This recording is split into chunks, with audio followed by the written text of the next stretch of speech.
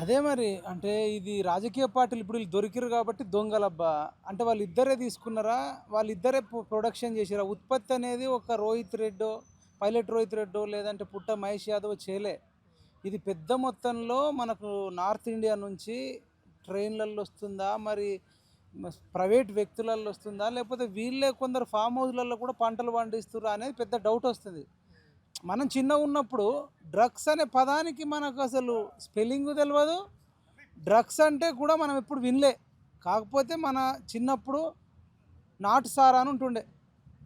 బంజారా తండాలలోకెళ్ళి మన పెద్ద మనుషులు పొద్దంతా పని చేసి వచ్చి ఒక ఇప్పుడు క్వార్టర్ అంటున్నాం. అప్పుడు ఒక ఏదో అంటుండే ఇంత ప్యాకెట్‌లో తెచ్చుకొని తాగేది. అది తప్ప మనకసలు డ్రగ్స్ కల్చరే తెలవదు. అసలు తెలంగాణ వచ్చినంక కూడా అప్పుడు స్టార్టింగ్‌లో సినిమా వాళ్ళు వీళ్ళు పెద్ద పెద్ద బడా బాబులు బాగా డబ్బెక్కువుండి జీవితంలో అన్ని కోరికలు తీర్చుకుంటారబ్బా! వీళ్ళు ఎట్లుంటదంటే డ్రగ్స్ తీసుకునేటోళ్ళు మేజర్‌గా అన్ని కోరికలు తీరిపోయి డబ్బెక్కువైపోయి ఇంకా ఏదన్నా ప్లెజర్ కావాలి, ఎక్సైట్‌మెంట్ కావాలి, ఇంకా కిక్ కావాలి. ఈ బీర్‌తోని సరిపోతలేదు, క్వార్టర్‌తోని సరిపోతలేదని చెప్పేసి డ్రగ్స్‌కు మెల్లగా ఫ్రెండ్స్ చేతనో లేకపోతే దోస్తుల చేతనే మేజర్‌గా అలవాటైతారు. అలవాటైపోయి మెల్లమెల్లగా దీన్ని ఏం చేశారంటే రాజకీయ నాయకులు ఈ తెలంగాణ మొత్తం మత్తులోనే ఉండాలి, యువత అంతా చెడిపోవాలని చెప్పేసి గత ప్రభుత్వ పెద్దల గద్దల విచ్చలవిడిగా అసలు మా ఊరు దర్పల్లి మండలం మైలారం గ్రామం మా ఊరు దాకా వచ్చింది డ్రగ్స్ అంటే చిన్న చిన్న పిల్లలు ట్రిపుల్ రైడింగ్ నలుగురికి ఇట్లా పోయి ఇట్లా పైకి లేపుతున్నారు. అంటే అట్లా కొన్ని లక్షల మందికి డ్రగ్స్ అలవాటు చేసిర్రు. ఇప్పుడు గత ప్రభుత్వం చేసింది, ఈ ప్రభుత్వం కూడా కంటిన్యూ చేస్తుంది తప్ప ఎటువంటి చర్యలు లేవు. ఒక పైలట్ రోహిత్ రెడ్డి మాత్రమే తీసుకున్నాడు అంటే పైలట్ రోహిత్ రెడ్డి ప్రభుత్వానికి వ్యతిరేకంగా ఉన్నాడు కాబట్టి ఈయనను తీసుకుపోయి లోపటేసిర్రు. ఈయన గతంలో కాంగ్రెసే ఉండే, మళ్ళీ బీఆర్ఎస్ వచ్చింది. ఈయన ఎట్లాంటి ఉంటాయంటే పైలట్ రోహిత్ రెడ్డి అప్పుడు అయ్యప్ప మాల ఏదో వేసుకున్నాడు. డ్రగ్స్ తీసుకుంటాడో ఏమో తెలియదు. అయ్యప్ప మాల వేసుకొని మనం దేవుడి దగ్గరికి వెళ్ళి మాట్లాడాలనుకుంటే నార్మల్గా నడుచుకుంటూ పోతాం కదా, వెనకాల ఇట్లా బాడీ గార్డులు, దాన్ని రీల్స్ అంటే విచిత్రంగా చేస్తారన్నట్టు ఈ డ్రగ్ అడిక్టర్స్. అంటే ఈరోజు తీసుకుంది రేపు కూడా పని చేస్తుందా, ఎట్లా చేస్తుందా తెలియదు.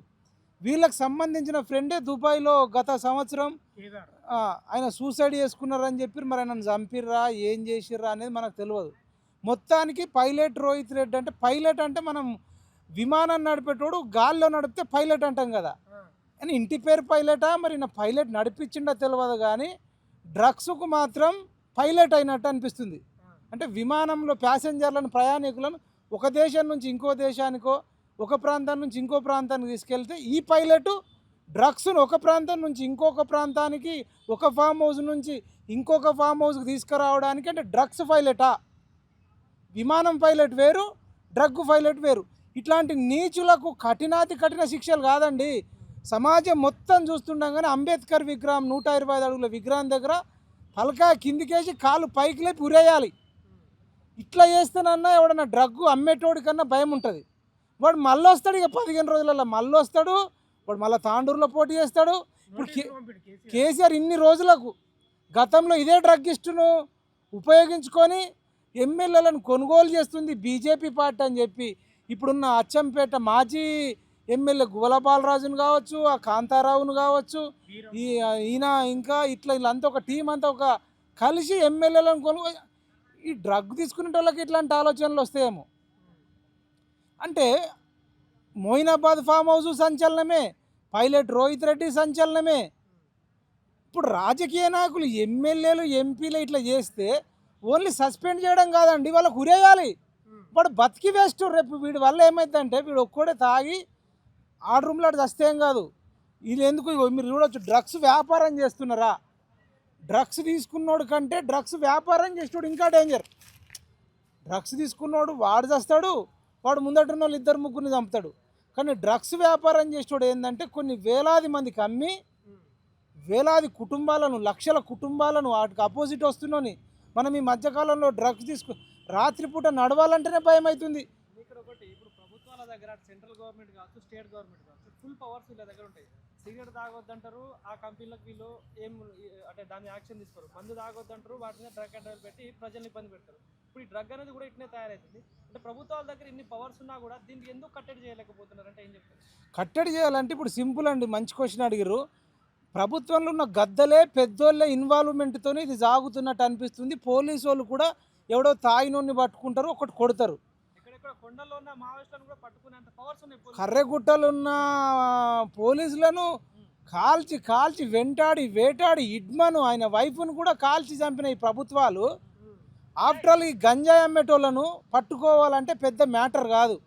అసలు నేను అడుగుతున్న అఖిలపక్షం, ప్రతిపక్షంలో ఉన్న కేసీఆర్ కూడా బయటకు వచ్చి నువ్వు నిజంగా మంచోడు అయితే నీకేం ఎటువంటి ఇన్వాల్వ్మెంట్ మీ పార్టీకి లేకపోతే రండి ఒక అఖిలపక్షం పెట్టి గంజాయి రహిత, గంజాయి లేని ఒక తెలంగాణ బంగారు తెలంగాణ అంటాడు కానీ ఒక్కడన్నా గంజాయి లేని తెలంగాణ చేద్దామని ఆ 10 ఏళ్ళున్న అతను అనలేదు. ఈయన 10 ఏళ్ళు నేనే ముఖ్యమంత్రి అనేటోడు కూడా కట్టడి చేస్తలే. కేటీఆర్ కూడా నేను డ్రగ్స్కు వ్యతిరేకి అని మాట్లాడుతున్నాడు. మరి డ్రగ్స్కు వ్యతిరేకైనోడివి గతంలో సినిమా హీరోయిన్లు చార్మి, పూరి జగన్నాథ్, రవితేజ, వాళ్ళు వీళ్ళు, రకుల్ ప్రీత్, ఇంకా వీళ్ళంతా ఒక వందలాది మంది డ్రగ్స్కు సంబంధించి ఒక విచారణ జరిగితే ఫస్ట్ ఏమో అడావిడి చేసిర్రు, తర్వాత క్లీన్ చిట్ ఇచ్చిర్రు. అంటే మా ఫామ్ హౌస్లలో మేము చేసుకుంటే మీకేం బాధ అనే ప్రశ్న కూడా వస్తుంది. అవును, మరి మాకు వ్యాపారాలు దెబ్బతిన్నాయి, మాకు టెన్షన్ ఉంది కాబట్టి మా ఫామ్ హౌస్లో మేము ఉన్నాం, మేము రోడ్ల మీదకి వచ్చినాం అనే ప్రశ్న కూడా వస్తుంది కదా. అదే వాళ్ళు క్లారిటీగా ఉన్నారు, మేము ఎంజాయ్ చేస్తాం, మిమ్మల్ని వాడుకుంటాం అంటారు. యువత కూడా ఈ సినిమా క్రికెట్కో పబ్జి గేమ్లకు అలవాటు అయితే ఇగో ఇట్లాంటి దుర్మార్గులు అంటే మేధావులు యువత మౌనంగా ఉంటే ఈ గంజాయి బ్యాచ్, డ్రగ్స్ బ్యాచ్ అందరికీ కేసీఆర్కు, కేటీఆర్కు, హరీష్ రావుకు, రేవంత్ రెడ్డికి ఈ పెద్దలందరికీ కూడా ఎంతో కొంత డ్రగ్స్ మాఫియాతోని సంబంధాలు ఉన్నాయని మాకు అనుమానాలు వస్తున్నాయి. లేకపోతే ఈ దుర్మార్గులారా మిమ్మల్ని ఎవడరా చీరలు ఇస్తా అంటారు, గొర్రెలు ఇస్తా అంటారు, పౌడర్ ఇస్తా అంటారు, కనీసంగా డ్రగ్స్ లేకుండా చేసే తెలివి లేదు, సోయి లేదు. మీకు లక్షల మంది పోలీసులను ఇచ్చినాం, మరి ఐఏఎస్ ఆఫీసర్లను ఇచ్చినాం, వాళ్ళకి జీతాలు ఇస్తున్నాం. కనీసంగా డ్రగ్స్ అమ్మేటోడు ఎక్కడికి వెళ్ళి వస్తుందో పట్టుకోలేనప్పుడు పీకదందుక మీకు అధికారాలు రాజీనామా చేయాలని అడుగుతున్నా నేను. డ్రగ్స్ నిర్మూలించడానికి అన్ని యాడ్స్ ఇస్తున్నారు, ప్రతి ఒక్కదాన్ని కూడా పకడ్బందీ చేస్తున్నారు. బోర్డర్ ఎట్లా దాడుతున్నట్టు అంటే ప్రభుత్వం విఫలమైంది అనుకోవచ్చా? 100% విఫలం కాదండి, వీళ్ళ కమిషన్లు ఉన్నాయని నాకు అనిపిస్తుంది. వీళ్ళు కోట్లు లేకపోతే మనోడికి ఒక్కోడు కూడా మనం డబుల్ బెడ్రూమ్ ఇల్లు కట్టుకోము, ఒక డూప్లెక్స్ ఇల్లు కట్టుకోము, ఒక గేటెడ్ కమ్యూనిటీలో మనకి ఎవరికన్నా ఒక ఇల్లు ఉందా? కానీ వాళ్ళకు రోజుకు గేటెడ్ కమ్యూనిటీలలో నీకు ఒకటి చెప్తే షాక్ అవుతావు. ఈ రాజకీయ నాయకుడిది పలానా జిల్లా అనుకో, వానికి ఆ జిల్లాలో ఒక పెద్ద ఇల్లు ఉంటుంది, వాని నియోజకవర్గంలో ఒక పెద్ద ఇల్లు ఉంటుంది, వానికి హైదరాబాద్లో ఇల్లు ఉంటుంది, వానికి ఢిల్లీలో ఇల్లు ఉంటుంది, హిమాచల్ ప్రదేశ్లో కూడా ఇల్లు కట్టుకున్న వాళ్ళు ఉన్నారు. మరి కష్టపడి సంపాదిస్తే డబ్బులు ఎట్లా వస్తాయన్న గింతగానం వస్తాయా? ఇండ్లకే గంత. మళ్ళీ ఒక్కొక్కడి ఇంట్లో 4 సెక్యూరిటీ ఉంటారు, ఒక్కొక్కడికి ఒక ఫామ్ హౌస్. వీళ్ళు లంగా దందాలు చేయకపోతే గన్ని డబ్బులు ఎట్లా వస్తాయి? నిజాయితీగా పనిచేసినోడికి ఎవరికైనా డబ్బులు వస్తున్నాయా? ఈ రాజకీయ నాయకులు, అన్ని రాజకీయ నాయకులు, అది బీజేపీ కావచ్చు, బీఆర్ఎస్ కావచ్చు, కాంగ్రెస్ కావచ్చు, ఈ రాజకీయ నాయకులు అందరు హస్తం ఉంది. వీళ్ళందరూ రాత్రికి రాత్రి కలుసుకుంటారు, మాట్లాడుకుంటారు. ఒక్కోడి పెళ్ళికి వీడి పోతాడు, వీడి పెళ్ళికి వాడి పోతాడు. మొన్న బట్టి విక్రమార్క పెళ్ళికి కేటీఆర్ పోయిండు, రేపు కేటీఆర్ ఇంకేదైనా ఫంక్షన్ చేసుకుంటే బట్టి విక్రమార్క పోతాడు, రేవంత్ రెడ్డి పోతాడు. కేసీఆర్కి మంచిగా లేకపోతే రేవంత్ రెడ్డి యశోద హాస్పిటల్కు చూసి వచ్చిండు, రేవంత్ రెడ్డికి కూడా ఏదైనా మంచిగా లేకపోతే వీళ్ళు చూసి వస్తారు. ఇదంతా ఒక దొంగల టీము ఏర్పడి రాష్ట్రాన్ని చెరబట్టిర్రు. డ్రగ్స్ ఒక్కటే కాదండి, బెల్ట్ షాపులు, గంజాయి విచ్చలవిడితనంగా యువత. ఒకప్పుడు భగత్ సింగ్ లాంటి వాడు దేశం కోసం లండన్ వెళ్ళొచ్చి ఆ బ్రిటిష్ వాడిని కొన్ని చంపేసి వస్తే బాంబేసి, వీళ్ళేందండి గంజాయి వేసుకొని వీళ్ళు చచ్చిపోతున్నారు, ఇంకో 4గురిని చంపుతున్నారు వెహికల్ల మీద. అంటే పాపం తాగేటోళ్ళని కూడా అనడానికి లేదు. చుట్టుపక్కల మొత్తం వైఫై ఉన్నప్పుడు నెట్వర్క్ వచ్చినట్టు, మొబైల్ డేటా ఉంటే మొబైల్ చూసినట్టు, డ్రగ్స్ అందుబాటులో ఉంటే డ్రగ్స్ అన్నీ. ఈ సినిమా హీరోలు దొంగలు కూడా మొత్తం రాజకీయ నాయకులతో అంటగాగుతున్నారు, వ్యాపారవేత్తలతో అంటగాగుతున్నారు. ఈ రాష్ట్రాన్ని వల్లకాడు చేసి ఈ దొంగలు మరి రేపు అమెరికా వారిపోతారా, లండన్ వారిపోతారా, వీళ్ళ కొడుకులు కూతుర్లు కూడా ఇక్కడ ఎవడు ఉంటాడన్నది లేదు. ఇందులో ఏ ఒక్కడు కాదండి, ప్రతి ఒక్కడు ఇన్వాల్వ్మెంట్ ఉంది రాజకీయ నాయకులది. కాబట్టి కొత్త రాజకీయాలు రావాలి, కొత్త యువత మరి ఆలోచిస్తేనేమో ఉంటుంది. లేకపోతే ఇంకా క్రికెట్ గెలిచినందుకు రోడ్ల మీదకి వస్తారు కానీ గంజాయికి వ్యతిరేకంగా ఎవరు రోడ్ల మీదకి వస్తలే.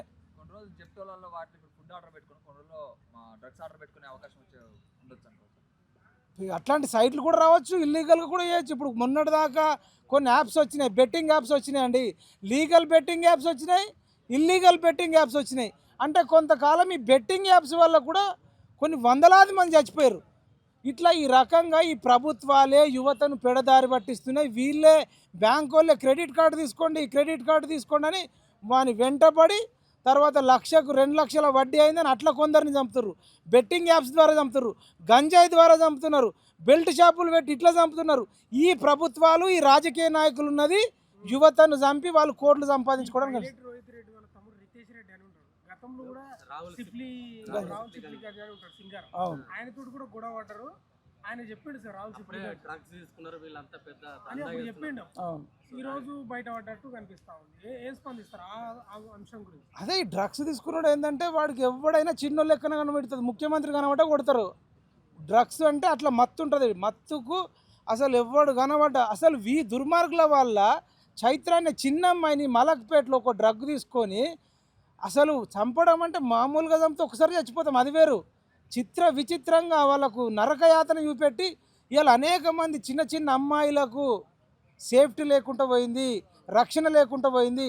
అరే చీరలు కాదురా మీరు ఇచ్చేది, గంజాయి లేకుండా చూడండి ఆడబిడ్డలకు రక్షణ ఎక్కడిది. ఈ గంజాయి ముఖాలు తాగి విచ్చలవిడిగా చిన్నపిల్లల మీద అఘాయిత్యాలు చేస్తారు. కాబట్టి ఇకనైనా ఈ రేవంత్ రెడ్డి బుద్ధి తెచ్చుకొని ముఖ్యమంత్రి ఉంచుకున్నావు, హోంశాఖ మంత్రి ఉంచుకున్నావు, పోలీసులు నీ చేతులు ఉన్నది, 18 శాఖల్ని చేతిలో పెట్టుకున్నావు, మున్సిపల్ శాఖ మొత్తం అర్బన్ డెవలప్మెంట్ అని పెట్టినావు. అర్బన్ డెవలప్మెంట్ అంటే మోయినాబాద్లో గంజాయి విచ్చలవిడిగా అమ్ముతున్నా నువ్వు పట్టుకుంటలేవు. అంటే వాడు అంటే ఇంకా అట్లా పైలట్ రోహిత్ రెడ్డి లాంటి ఇంకెంతమంది ఉన్నారు, లక్షల మంది గంజాయి సేల్ చేస్తున్నారు. మా ఆర్మూరు సైడ్ వచ్చినా లేకపోతే నిజామాబాద్ వచ్చినా, కామారెడ్డిలో, బాల్కొండలో, సింగరేణిలో, మంతెనిలో, అసలు మంచిర్యాలలో ఎక్కడెక్కడైతే ఇన్కమ్ సోర్స్ ఎక్కడ ఉంటుందో అక్కడ కానీ, స్లమ్లలో కానీ, సీతాఫల్మన్లో, రామ్నగర్లో నాకే కొందరు చెప్తున్నారు నా కొడుకు తాగి చచ్చిపోయిండన్న 20 ఏళ్ళ కొడుకు నాకు 40 ఏళ్ళు అని చెప్పి తండ్రులు బతుకుంటారు, కొడుకులు చచ్చిపోతున్నారు. మళ్ళీ అదేవిధంగా అమ్మాయిలు 20 ఏళ్ళకు 22 ఏళ్ళకి వితంతువులు అయిపోతున్నారు. 20 ఏళ్ళకు 22 ఏళ్ళకు వితంతువులు అయిపోతున్నా మీకు సిగ్గులు లేవురా, శరం లేవురా రాజకీయ నాయకులారా? మనుషుల పశువులరా మీరు? మరి జాతిపిత అనుకునే కేసీఆర్ ఆ ఫామ్ హౌస్ల నుంచి బయటకు వచ్చి నేను తెలంగాణ కోసం ఆమర నిరాహార దీక్ష అన్నావు కదా, ఇప్పుడు గంజాయికి వ్యతిరేకంగా ఆమర నిరాహార దీక్ష చేయి. ఆ పైలట్ రోహిత్ రెడ్డి గారికి ఉరిశిక్ష ఇచ్చేటట్టు చేయి. రావు తింటావు బరాబర్ బిర్రుగా వంటావు. నీకు సమాజం మీద ఏమాత్రం ప్రేమ లేదు. కానీ నేను జాతిపితను, ఇక పాటలు ఆహో ఓహో చంద్రుడు సూర్యుడు దిగొచ్చిండు పొడిచొచ్చిండు బరాబర్ వస్తాడు రామన్న. బరాబర్ ఏడుకొస్తున్నావు రామన్న? గంజాయి పట్టుకుని చెంప మీద కొన్ని చెప్పుతాను కొట్టవా పైలట్ రోహిత్ రెడ్డిని? జస్ట్ సోకాజ్ నోటీలు ఇస్తావు, మళ్ళీ రాగానే నెల అయితే అందరు మర్చిపోతారు, మళ్ళీ కలుపుకోకపోతావు, మళ్ళీ తాండ్రు నుంచి వాడికే టికెట్ ఇస్తావు. అసలు ఎంతమంది ఉన్నారా రాజకీయ నాయకులు డ్రగ్స్ వ్యాపారం చేసేటోళ్ళు? వీళ్ళందరూ ఈ యువత మారదా? మీరు క్రికెట్ పిచ్చిలో సినిమా పిచ్చిలో ఉంటే ఇక మిమ్మల్ని మొత్తం మీ కిడ్నీలు కూడా అమ్ముకుంటారు. అమ్మాయిల కిడ్నాప్ కేసులు కూడా అవుతున్నాయి. ఈ డ్రగ్స్ మాఫియానే అమ్మాయిలను చాలామంది చిన్నపిల్లల్ని కూడా కిడ్నాపులు చేస్తుర్రు. ఈ రాష్ట్రమే నాశనం అయిపోయే ఛాన్స్ ఉంది. ఇకనైనా యువత మేల్కొంటే ఈ రాష్ట్రం ఉంటుంది, లేకపోతే సర్వనాశనం అవుతుందని తెలియజేస్తుంది.